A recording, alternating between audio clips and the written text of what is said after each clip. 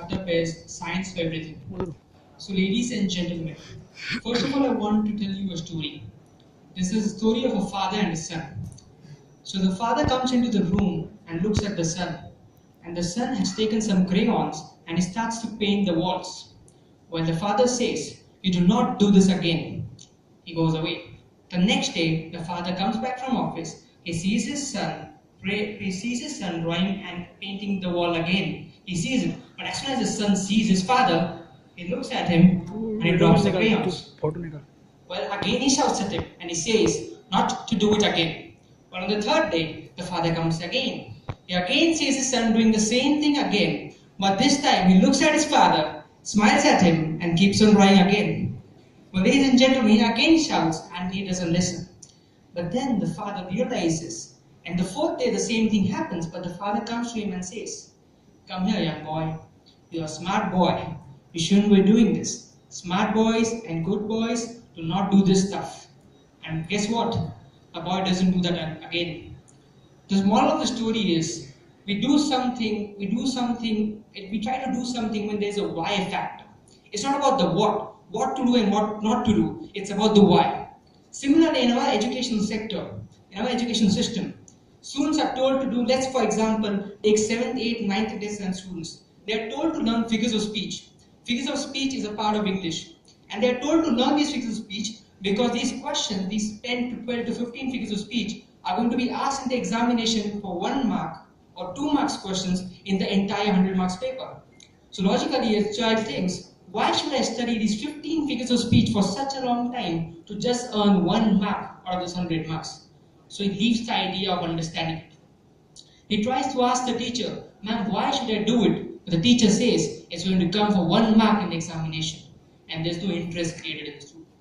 Well, Science of Everything brings that idea. It brings right attitude, because we believe attitude is much more important than aptitude. The right attitude is much important than the right aptitude. For example, what if I tell you that the 7th, 8th, 9th, 10th standard basics are actually used everywhere? Let's have an example. Let's have a look at the screen. On the left-hand side of the screen, you can see the movie named Kabhi Khushi Kabhi Gum. Well, it's an unforgettable movie. Of course, the characters were brilliant, the story was brilliant, the actors were fantastic. But have a close look at the title. The words Kabhi and Kabhi are repeated. That is one figure of speech, repetition. There's another figure of speech to it, called alliteration, wherein the letters repeat, K, Kabhi, K, Khushi. And there's a third figure of speech into it, which is called antithesis. That means anti, opposite words, which are Khushi and Gum. Or have a look at another example at Coffee with Karan. Well, according to my knowledge, coffee is C-O-F-F-E-E in India. Of course, it's an international show. But why is coffee not written C-O-F-F-E-E, but with a K-O-F-F-E-E? As you can see, it brings a repetition. Repetition in any form, in form of words, paragraphs, sentences, in form of events, is very useful. And therefore, that K in coffee and K in Karan just makes you attract towards them. Or have a look at Ravi Shastri's commentary. We know many commentators, but his commentary is something different. Now have a look at the example. The ball goes like a tracer bullet. Why does that sound amazing? Because there is a figure of speech to it. Simile, metaphor. That means direct comparison. Therefore, for example, if I have to tell someone about the best player in golf, and that person doesn't know anything about golf, I wouldn't talk about more tournaments which Tiger Woods has won. I would simply say one example. I would simply say one sentence. Tiger Woods is the Sachin Tendulkar of golf. And he understands and realizes, yes, that Tiger Woods is the Sachin Tendulkar, that means he is the best. The figure of speech used here is again simile. So if we can tell these stuff to the students, which I have taken as an initiative, and which I have got into, and this initiative has been just taken part in the past 1 month, and I've already got into a school, and I'm looking forward to go towards the colleges too. Now, another example would be of Ravi Shastri. Another example would be, there's a batsman batting. He hits the ball for a 6. So normal commentator would say, there goes the ball out of the stadium. The 6 was gigantic. And look at Ravi Shastri. He would be something different. He would say, the ball is set out for a 6. There she goes. There she goes. His signature statement. You know why this sounds nice? Because there is a figure of speech to it.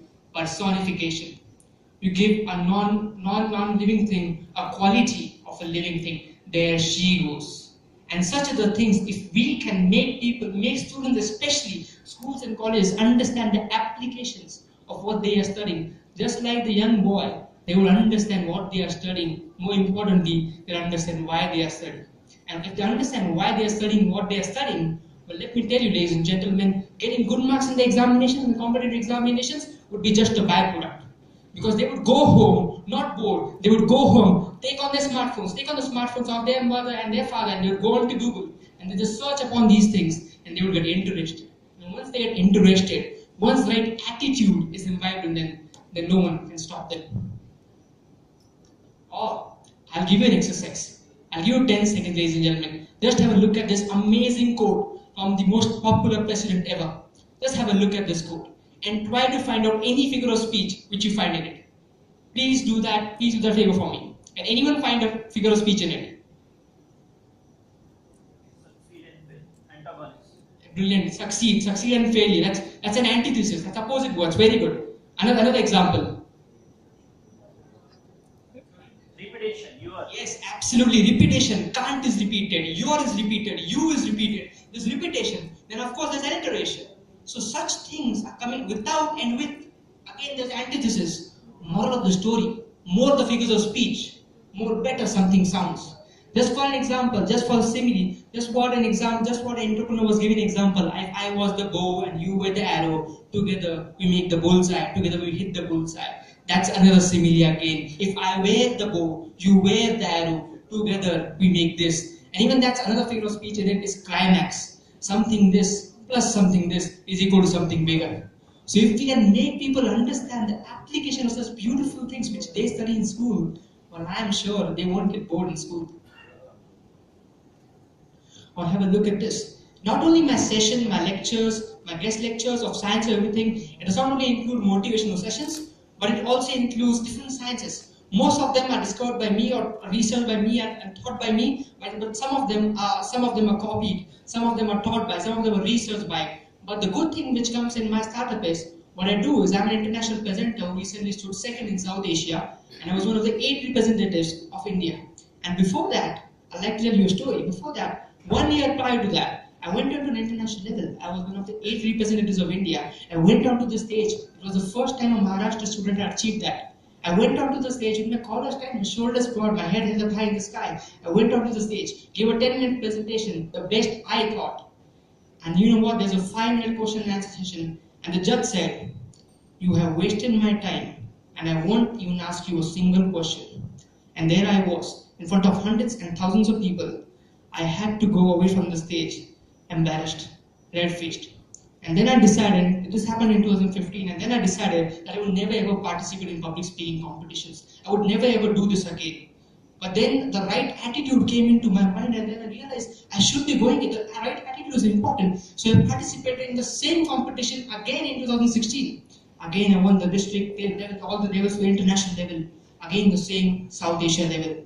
I was one of the 8 representatives of India. I gave my presentation. I gave my 10-minute presentation. This time I was very cool. This time my confidence was 0. So after this, there was the same format. It was a 5-minute question and answer session. This time again, a judge said, "I won't ask you a question." Shattered I was. I thought all the hard work which I did 1 year had gone vain. But then I listened to him carefully. He said, "I'm not going to ask you a question because the presentation skills were so amazing that I don't need to ask a question to you or to judge you." And then I won the competition at the South Asian level. Moral of the story, ladies and gentlemen. Moral of the story, ladies and gentlemen. It was not that in 1 year God gave me some huge power. It was just about the right attitude which I brought in that 1 year, which made me from the biggest loser into winning in the South Asian level. And that is the right attitude which I want to bring in today's students, that when they study, they're interested, they want to go back home and study more and research more. So KitKat. So what differentiates my startup? There are a lot of motivational speakers. They may be people who will come up with science and everything. There are a lot of keen observers. So what makes me different? Well, I give motivational stories, but with something different. I bring in this everything element.